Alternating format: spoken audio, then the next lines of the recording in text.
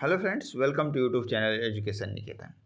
67वीं BPSC मुख्य परीक्षा को ध्यान में रखकर एजुकेशन निकेतन ने जो मेंस आंसर राइटिंग प्रैक्टिस की शुरुआत की है, उसके डे 1 और डे 2 यानी पहले दिन और दूसरे दिन के जो प्रश्न हैं उसके मॉडल आंसर के साथ हम उपस्थित हैं। सबसे पहले तो हम प्रश्न को समझेंगे कि उसका संदर्भ क्या है, और इसके बाद उत्तर की फॉर्मेटिंग क्या होनी चाहिए, उसमें किन तथ्यों का समावेश होना चाहिए, इन चीज़ों को देखेंगे। तो सबसे पहले प्रश्न देखते हैं। प्रश्न है हमारा, मौलिक कर्तव्यों का नैतिक मूल्य अधिकारों का गला घोटना नहीं बल्कि लोगों को उनके कर्तव्यों के प्रति उतना ही जागरूक कर एक लोकतांत्रिक संतुलन स्थापित करना है जितना कि वे अपने अधिकारों के प्रति जागरूक हैं। चर्चा कीजिए। इस प्रश्न के पढ़ने के बाद आपको जो करना है वो मैं बता रहा हूँ। मौलिक अधिकार कर्तव्यों का नैतिक मूल्य अधिकारों का गला घोटना नहीं है। तो सबसे पहले देखो, आपको क्या बताना है। मौलिक कर्तव्य की ब्रीफ में बताना है, ठीक है, कि मौलिक कर्तव्य क्या हैं और किस तरीके से संविधान में शामिल किए गए। हल्का सा एक लाइन में नैतिक मूल्य, इसका नैतिक मूल्य से उद्देश्य मूलतः आपको बताना है कि इनके उद्देश्य क्या हैं। तो आप उद्देश्य को 3-4 पॉइंट में बता देंगे। गला घोटना नहीं है, बेसिकली शब्द का मतलब है कि इन दोनों में पूरकता का संबंध आपको दिखाना है कि मौलिक कर्तव्य और मौलिक अधिकार दोनों एक दूसरे के विरोधी नहीं बल्कि पूरक हैं। इसी चीज़ को आपको उदाहरणों के जरिए बताना है, बल्कि लोगों को उनके कर्तव्यों के प्रति उतना ही जागरूक कर एक लोकतांत्रिक संतुलन स्थापित करना है जितना कि वे अपने अधिकारों के प्रति जागरूक हैं। इसके बाद गवर्नमेंट के कुछ इनिशिएटिव आप दिखा सकते हो और एक संतुलित निष्कर्ष। तो चलिए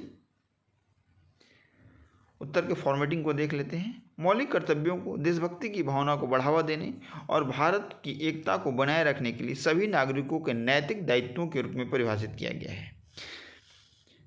ये न्यायोचित नहीं है, यानी कि न्यायालय में इसे चुनौती नहीं दी जा सकती है। संविधान के भाग 4A में निर्धारित एक कर्तव्य व्यक्तियों और राष्ट्र से संबंधित है। मौलिक कर्तव्यों को 42वें संविधान संशोधन 1976 द्वारा स्वर्ण सिंह समिति की सिफारिश पर जोड़ा गया था।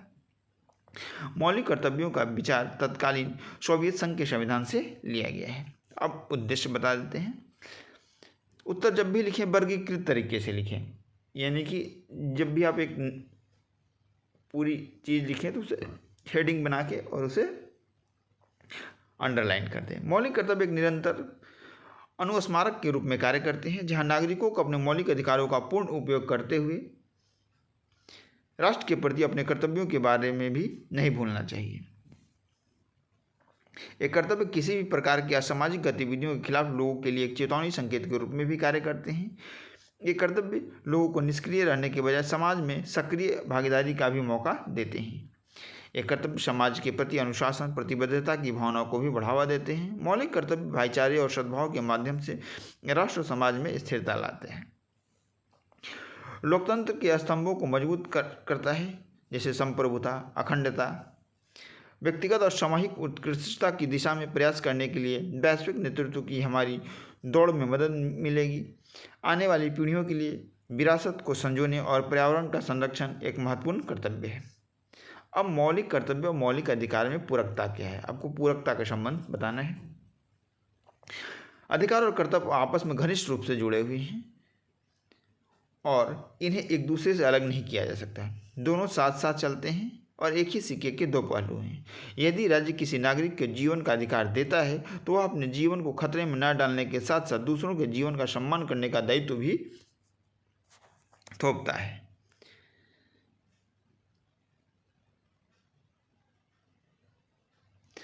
मौलिक कर्तव्यों के बिना मौलिक अधिकारों का प्रयोग नहीं किया जा सकता है। देश के एक विवेकपूर्ण नागरिक के रूप में प्रत्येक व्यक्ति के पास भाग 3, भाग 4 और भाग 4A के तहत जहाँ कुछ अधिकार प्राप्त हैं वहीं कुछ जिम्मेदारियां भी उन्हें दी गई हैं। उदाहरण के लिए भाग 3 के तहत भारतीय संविधान का अनुच्छेद 21 से शिक्षा के अधिकार के बारे में बात करता है, जो कि प्रत्येक नागरिक के लिए महत्वपूर्ण है। इसी तरह संविधान का भाग 4(1)(a) के तहत अनुच्छेद 51(a) और उसका सब क्लॉज यानी कि ड्यूटी नंबर K कहता है कि एक बच्चे के प्रत्येक माता पिता या अभिभावक को 6 साल से 14 साल की उम्र के बच्चे के लिए शैक्षिक अवसर प्रदान करना चाहिए। भारतीय संविधान का अनुच्छेद 21 एक भारतीय नागरिक के जीवन और गरिमा का मौलिक अधिकार है। इसी तरह ए यहाँ से मिसप्रिंट हो गया है। 51A, C और E ये सुनिश्चित करने के लिए मौलिक कर्तव्य हैं कि धार्मिक, लिंग, सामाजिक आदि मतभेदों के आधार पर सद्भाव और स्वतंत्रता सुनिश्चित करके राष्ट्र और व्यक्ति दोनों की गरिमा को बरकरार रखा जाए। इसके बाद मौलिक अधिकार और मौलिक कर्तव्य अविभाज्य हैं और हमेशा साथ साथ चलते हैं। इसलिए संविधान में निहित मौलिक अधिकार और मौलिक कर्तव्य समान रूप से महत्वपूर्ण है। अधिकारों और कर्तव्य दोनों का मुख्य उद्देश्य यह सुनिश्चित करना है कि देश में संप्रभुता, स्वतंत्रता, धर्मनिरपेक्षता, गरिमा के आदर्शों के साथ चलता रहे। ये दोनों यह सुनिश्चित करते हैं कि व्यक्तियों के साथ समान और सम्मानपूर्वक व्यवहार किया जाए, जिससे संविधान के आदर्शों और आकांक्षाओं का महत्व बरकरार रहे। ये तो रहा पहला प्रश्न। ये टेलीग्राम पे बना ग्रुप है जिसमें बच्चे आंसर राइटिंग कर रहे हैं, आप देख सकते हैं। अभी लगभग 40 बच्चे प्रतिदिन आंसर राइटिंग कर रहे हैं 67 BPSC मेंस को ध्यान में रखते हुए।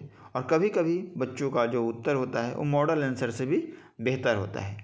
तो हम अगर उस तरीके की चीज़ें होती हैं तो उस कॉपी को पिन कर देते हैं ताकि उसका लाभ सारे बच्चों को मिल सके। ये मॉडल आंसर हिंदी के साथ साथ इंग्लिश मीडियम में भी उपलब्ध है।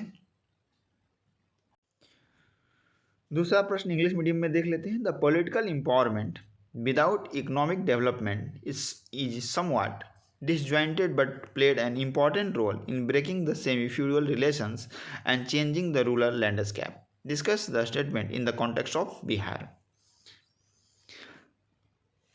सबसे पहले आपको पॉलिटिकल एम्पावरमेंट को डिफाइन करना है संक्षेप में कि पॉलिटिकल एम्पावरमेंट में कौन कौन सी चीज़ें इंक्लूड होती हैं।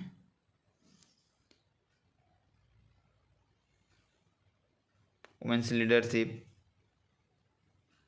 इसके बाद वीकर सेक्शन की पार्टिसिपेशन, सोशल डायमेंशन और इकोनॉमिक डायमेंशन। मेन बॉडी में आपको सबसे पहले इंडिपेंडेंट के टाइम से पहले की स्थितियाँ बतानी है। एक्सप्लोटेटिव एग्रेशन रिलेशंस क्या क्या हैं, एग्रेरियन रिलेशन क्या क्या हैं, राइज ऑफ मिडिल क्लास किस तरीके से हुआ पॉलिटिकल एम्पावरमेंट होने के कारण, social, economic and political transformation, change in class pattern को में किस तरीके से चेंज हुए हैं बिहार में, विशेषकर पिछले 30 ईयर्स में। कुछ of prominent leaders like Karpoori Thakur, Lalu Prasad Yadav, Ramvilas Paswan, इस तरीके के लीडर्स का आप उल्लेख भी कर सकते हैं जिन्होंने पॉलिटिकल एम्पावरमेंट में एक अहम भूमिका अदा की है। फिर लेबर मार्केट में किस तरीके से परिवर्तन हुए हैं, गवर्नमेंट्स के प्रोग्राम ने इसमें किस तरीके की भूमिका अदा की है, और इसके बाद एक कंक्लूजन लिखना है आपको जो कि बैलेंस्ड हो। यानी कि हर प्रश्न का एक आपको अगले दिन मॉडल उत्तर भी उपलब्ध कराया जाएगा। ग्रुप में डेली एक DI का प्रश्न और एक प्रश्न GS का आपको दिया जाता है, जिसका कि उत्तर लिखकर आपको, जैसा कि मैंने ग्रुप में दिखाया, DI का अलग ग्रुप बना हुआ है, इंग्लिश मीडियम का ग्रुप अलग है और हिंदी मीडियम का ग्रुप अलग है, उसमें आपको कॉपी देनी होती है। इसके बाद हम कॉपियों को एवल्यूएट करके उसी ग्रुप में पिन कर देते हैं। साथ ही साथ जब सारी कॉपियाँ मूल्यांकित हो जाती हैं तो उसके मॉडल आंसर भी हम आपको ग्रुप में सेंड कर देते हैं। तो ये रही पूरी प्रोसेस। ऐसे समय में जब प्रीलिम्स के डेट को आगे बढ़ा दिया गया है, पोस्टपोन कर दिया गया है, आप चाहें तो इस समय का उपयोग अपने उत्तर लेखन को बेहतर करने में कर सकते हैं, क्योंकि अंतिम चयन में सबसे महत्वपूर्ण भूमिका मुख्य परीक्षा की होती है। और मुख्य परीक्षा में मुख्यतः 2 से 3 तरीके की समस्याएं ही आती हैं।